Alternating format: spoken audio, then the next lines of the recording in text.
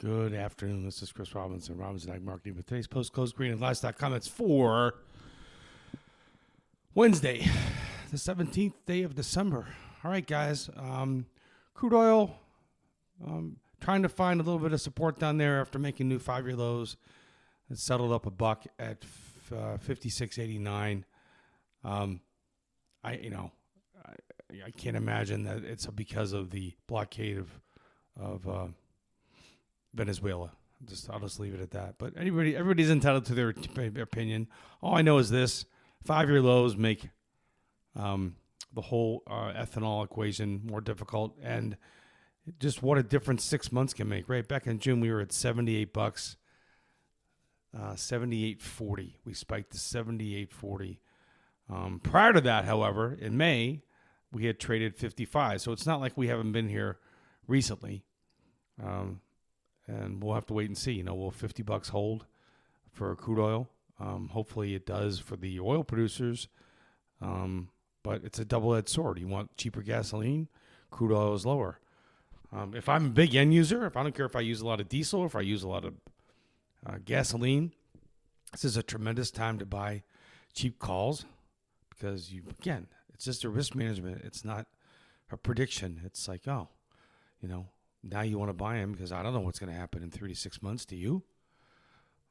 No. So, and I don't make a living promising people stuff that I can't be sure is going to happen. So all I know is if I'm a big end user, I want to take advantage of it. Heating oil traded down to $2.12. It's caught a little bit of a bid here, 6-month low. I think that's a blessing and an opportunity for end users. So just remember, nobody buys the low, but I certainly like buying diesel fuel when it is 50 cents lower than it was several weeks ago. And what am I talking about? Well, heating oil back in on November 19th, right? So not even a month ago, we were trading at 271. So to drop from 271 to 212, I would call that a gift, kids. All right. Moving on to the grains. March corn finished up 4 cents at 4.40. It's been under pressure despite all the good exports, but we can't really get anything going until we get above 446, 447, that 200-day moving average. Until then, we may be just doing sideways chop trade between now and certainly the first of the year, and as we wait and see what the USDA uncorks for us on January 12th. January beans, after trading 11.69.5 back in November, right after a $1.57 rally, we filled all the gaps. We ran back down. We hit the lowest price we've had since October 23rd. I'm going to step out and call that a 2-month low, kids. 8 weeks, 2 months, what have you. Let's see, 69. Yeah, $1.10 at least from where we are right now. The low was 53. Yeah, so $1.13 break. That's got to be a gift. If I'm in China and I know that I'm supposed to be buying beans from the U.S., am I not going to dust off my abacus and my sharpen my pencil and take a look at buying U.S. beans? This has got to be an opportunity for them. So we'll see what happens here in the next day or so. They have been having auctions over there. Remember, they had to make room for this stuff. So they've bought probably, they promised us 12 million when we were back in South Korea in that last meeting. They've probably bought, from best estimates, somewhere around 7.5 to 8 million metric tons.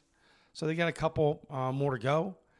And then the question is, and I mentioned this today when I was on RFD TV, are they going to get back to buying 25 million metric tons, which is what they bought from us for the past couple decades, a billion bushels. That was kind of the deal. We grew 4 billion bushels. They took 1 billion bushels. Is that going to continue? American farmer needs to have a plan for both outcomes. On that note, new crop soybeans did drop to 1075. The high of the move that we had was like 1131 when we had the rally. We're going to have to wait and see. The whole thing took off back on October 1st, when we were trading just under 1050. We traded 1048 and a quarter on October 1st. So we are roughly 30 cents away from there. Again, I look at it as another opportunity for end users, and it's everybody's reset button, right? If you take that rally from 1048 to 1133, let me see what the high was there. Yeah, 1131, right? Well, we've given back 62%, actually more than 62% now. Now we're going to see, are we going to keep going lower, lower, lower? Or is this a good time maybe for end users to take a look at reowning stuff? The meal market as well. If you're a big end user of soybean meal, if you feed a lot of soybean meal to your animals, I would take a look at, I'm not calling a low. I'm not saying you're going to, buy 2 contracts and retire. But if you use a lot of meal, meal's right at that key level in March, right around 300. It's trading on 300, 302. It did hit a low today, which is the lowest since October. So again, roughly a 2-month low there as well. I think we're going to probably test the 300 level and see if that holds 3 cents. Again, not that long ago, we were at over about a 1-year high, 13-month high on November 17th. So to go from 335 to 302, if I'm an end user, I want to take advantage of it. And again, by taking advantage of it, I'm not saying, buy it and you'll make enough money to buy the Pittsburgh Steelers. But if I'm a big end user and I know, hey, it's nice to have this little bit of a pullback. Same thing with crude oil. Same thing with diesel. So if those are your inputs, take a look at reowning them. Not a bad time to look and see what happens here. Especially if there's just 2 weeks left in the rest of the year. Generally, this is garbage trade. I've been doing this since 1990. And if I could have back all my Decembers, I would have a lot of money, because December is a very easy month to get run over because the markets tend to get thinner and choppier. So I do not like trading a lot in December. The only time I will do it is if I have a pre-existing hedge, like anybody that sold beans higher on the rally or bought puts on the rally. And if they rolled up the puts, we had that dollar rally. If you didn't roll your puts up, you didn't participate. So if you had a 1060 put and we went up to 1160, if you didn't roll your put up, if you didn't bite the bullet, then you didn't participate fully. Part of using options is being being willing to roll them up. If you don't roll them up, you miss all kind of opportunities. Generally, you miss that last and best 1/3 when the market rolls over. Switching over real quick to wheat. Wheat is trying to find some support here in Chicago. China did cancel some wheat purchases from us. Market didn't really like that. So you've got Chicago soft red. We traded 504 today. If we take out $5, that's going to be a headline. Nobody likes to see wheat with a 4 in front of it. Kansas City March has not taken out its contract low yet, although if it will if it takes out 498.5. We traded as low as 503 today. So we are testing the lows. Now, before somebody says, oh, you're bearish, hey, if you can tell me this is about double bottom and 6 months from now or even 6 weeks from now, you call me up and text me and say, oh, that was just a double bottom to buy. What do you know?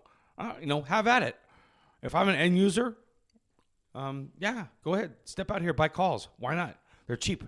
And if it does turn out to be a double bottom, oh, great. You get the big, this is you'll have a really good Valentine's Day or a really good spring break, because you can tell all your friends, I knew that was a double bottom in wheat. And I faded all those guys, and look at all the money I made.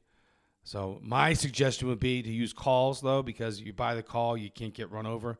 If you're buying futures down here, don't let yourself get run over. Don't let your big idea destroy your checkbook. It's one thing to have a good idea. It's one thing to have an idea. Heck, you can't get out of bed in the morning without an idea. But if you're going to have a big idea, just make sure you have an exit plan. That's all I'll say. That's all I've learned in all these years I've been doing this. It's nice to be right, but when you're wrong, you want your exit plan. In the cattle, we could not get any higher into the gaps. Fat cattle finished down a buck 10, actually 1.15 at 229. There's still more work to do to get up there. Now, we talk about these retracement slots, and if you not get my letter, sign up for my letter, Robinson Ag Marketing. I do the retracements all the time. We've had a nice 50% retracement in the cattle. For some reason, some force, or it could be computers, it could just be the market in general, it seems to be stymied and not letting us get the next level up to get that 62% pullback that a lot of guys were looking for. Any way you cut it with a cattle on feed on Friday, it's been a great rally. These cattle on feed reports have not been that significant really for the past 2 years, but you never know. Generally, the market just shrugs it off anyhow. It's already baked in. That being said, we have had a tremendous recovery in cattle. Don't just let it slip away. I don't want to be looking at March feeder cattle, which is now at $3.36. I don't want to be looking at March feeder cattle sub $3 going, woulda, coulda, shoulda. No woulda, coulda, shouldas for 2026, okay? So defend what you can. If you've got puts on, roll them up. If you don't know how to roll them up, call me. I'll give you some advice. I'll give you some suggestions. I make suggestions. You make the decisions. And finally, in the lean hogs down a $1.70 today. Looks like we might have finally run out of a little bit of the gas after a really nice recovery and hitting 2-month highs here. April lean hogs couldn't get above 90 cents again. But if you look at where we were 10, 12 days ago, down to the 81, that recovery is something worth defending. So a good bounce in the livestock. For some reason, it seems to be running out of gas. It could just be that time of the year. Continue to watch what's going on with crude. And if I'm looking at something to do, the next report I'm really worried about is the January 12th report. So there's time to go. It looks like maybe they've done enough damage to the beans here in the past 20 days, taking off well over $1, $1.13.